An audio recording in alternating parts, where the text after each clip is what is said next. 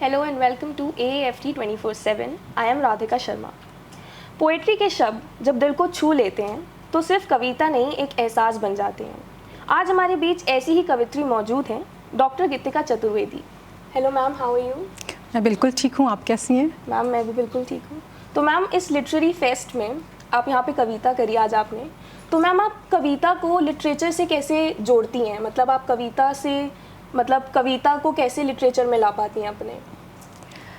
कविता literature का ही भाग है, बस लिटरेचर को हम एलोब्रेट करते हैं, लेकिन कविता कुछ शब्दों में बहुत सारे भावों को एक साथ पिरो देती है, वो कविता बन जाती है। तो हम एक छोटी सी कविता कुछ शब्दों में अपने पूरे भाव को, जो आप एक किताब, एक ग्रंथ में लिखते हैं, उसमें जब पिरो देते हैं तो वो कविता बन जाती है। तो दोनों बिल्कुल एक ही हैं। आप कविता का ही या लिटरेचर, कविता लिटरेचर का ही पार्ट है, और ये शुरू से ही हम लोग पढ़ते हैं, या हिंदी, इंग्लिश या किसी भी ज़ुबान में, दोनों एक ही हैं, किसी भी ज़ुबान में हो। तो मैम, क्योंकि AI बहुत बढ़ चुका है, तो क्या आपने कभी सोचा है कि जब आप कविताएं लिखती हैं तो आप AI से उससे हेल्प लें कि AI से अपनी कविताएं ढूंढें? तो आप कभी फॉलो करा है आपने कभी AI? हाँ, ये बड़ा ज्वलंत मुद्दा आजकल हो गया है कि AI से कविताओं को लोग चुरा रहे हैं, या फिर न्यू जनरेशन जो है एक भद्दा या मजाक, कविता को एक मजाक के रूप में ला रहे हैं। लेकिन जहाँ तक मेरा मानना है कि आप ये सोचिए कि आप नोएडा जैसे पॉस एरिया में हैं, जहाँ पे मीडिया है, जहाँ पे AI के यूज़ को बताया जाता है, लेकिन एक गांव में जो बच्चा बैठा हुआ है, उसे कविता सीखनी है या करनी है, उसके पास बुक्स नहीं है, लाइब्रेरी नहीं है, इतने सारे संसाधन नहीं, आपके जैसा इंस्टीट्यूट नहीं है, तो वो फिर वो AI का हेल्प लेता है। कविता को सीखने के लिए छंदों का प्रयोग, मात्राओं का प्रयोग, कॉमा का प्रयोग, इन सब का प्रयोग होता है, तब जाके एक कविता निखर के आती है। अगर मुझे लगता है कि हर चीज़ का प्रॉन्स क्रोन होता है, लेकिन अगर एक गांव का बच्चा कविता सीख रहा है AI के थ्रू, वो पूछता है कि हाउ टू लर्न कविता, या मैं कैसे सीख सकता हूँ, तो मुझे लगता है कि वो एक हेल्प कर रहा है कविता। क्योंकि जब शुरू में TV आया था तो लोग डरे हुए थे कि हमारी लोक परंपराएं मर जाएंगी TV के आने से, टेलीविज़न के आने से, लेकिन क्या वो ऐसा हुआ? चीज़ें आती हैं, चेंज होता है, परिवर्तन का दौर है, लेकिन जब हम AI को किस तरह से उसका यूज करना, उसको प्रॉम्प्ट कैसे करना, उसे सीख लेंगे ना, तो मुझे नहीं लगता है कि AI हमारे लिए हार्मफुल है। अगर ऐसा होता तो इतना सारा AI हर देश में डेवलप्ड हो रहा है, इवन इंडिया में भी। आप किसी भी कंपनी में जाएंगे तो सबसे ज़्यादा जॉब ऑफर्स आ रहे हैं AI के आ रहे हैं। तो ये कहीं से भी लिटरेचर के लिए भी ख़राब नहीं। इवन मेरी बहुत सारी ऐसी चीज़ें होती हैं, जैसे मैं पहले टाइपिस्ट के पास जाती थी अपनी कविताओं को लेके, अब मैं AI के थ्रू टाइप करा लेती हूँ, वो मात्राओं को भी सुधारने में मदद करता है। मैं ये अब भी नहीं कहूँगी कि वो बिल्कुल सही सलूशन है, लेकिन हाँ, आप हेल्प ले सकते हैं।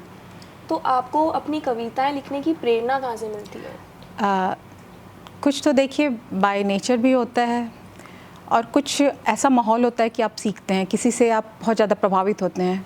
हर व्यक्ति पे ना किसी का इम्पैक्ट बहुत होता है। तो my Nana ji was freedom fighter, और वो अपनी बातों को ना कम शब्दों में कविताओं के माध्यम से कहते थे।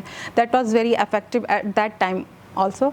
तो हम लोग उनसे सीख के कि करना है। फिर स्कूल में कॉम्पिटिशन्स वगैरह में जिसको थोड़ा कविता आता है उसको ज़्यादा महत्व दे दिया जाता था, तो लगता था कि दैट्स गुड।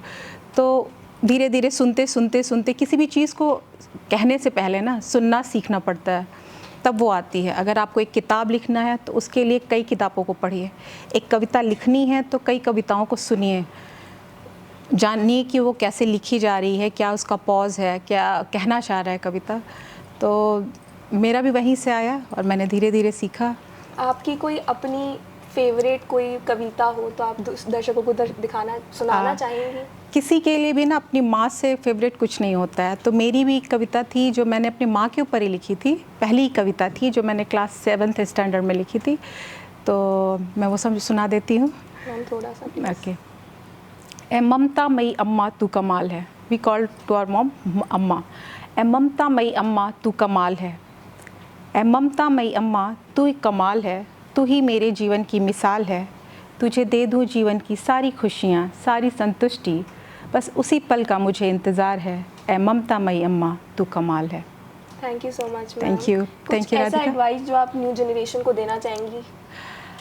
लिटरेचर से ज़रूर जुड़ना चाहिए, क्योंकि मैं भी साइंस बैकग्राउंड की से थी, लेकिन जब मैं लिटरेचर में लिखती हूँ या फिर शांति से कहीं भी बैठ जाती हूँ और मेरे दिमाग में जो होता है मैं पेन और कॉपी पे उतार देती हूँ, ये एक सुकून देता है, शांति मिलती है। जैसे आप कहीं भी आजकल इतना भाग दौड़ है कि हर जगह फ्रस्ट्रेशन है। एक छोटा सा बच्चा जो क्लास में वो भी फ्रस्ट्रेट होके आ जाता है माहौल से, लेकिन आप जब थोड़ा सा पीसफुल होके किसी कोने में अपने घर के बैठते हैं, आपके साथ पेन होता है, किताब होता है, आपके दिमाग में जो कुछ भी हो, अच्छा बुरा पॉजिटिव नेगेटिव, उसको लिखते जाइए। और वो मुझे लगता है वो आपकी लिखी हुई चीज़ें आपको बाद में सिखाती हैं कि at that time that was not good for you, और आपको आगे क्या करना चाहिए। तो आजकल के बच्चों को भी ज़रूर जुड़ना चाहिए लिटरेचर से, और जितने भी विश्व के महान लोग हैं कहीं ना कहीं लिटरेचर से वो जुड़े हैं, वो पढ़ते हैं, सीखते हैं, फिर बताते हैं। आप किसी का भी एग्जाम्पल ले लीजिए, आइंस्टीन हो या फिर अब्दुल कलाम आज़ाद हो। Thank you, ma'am, for your time. This was it for a beautiful conversation. Stay tuned to AFT 24/7. Thank you Radhika.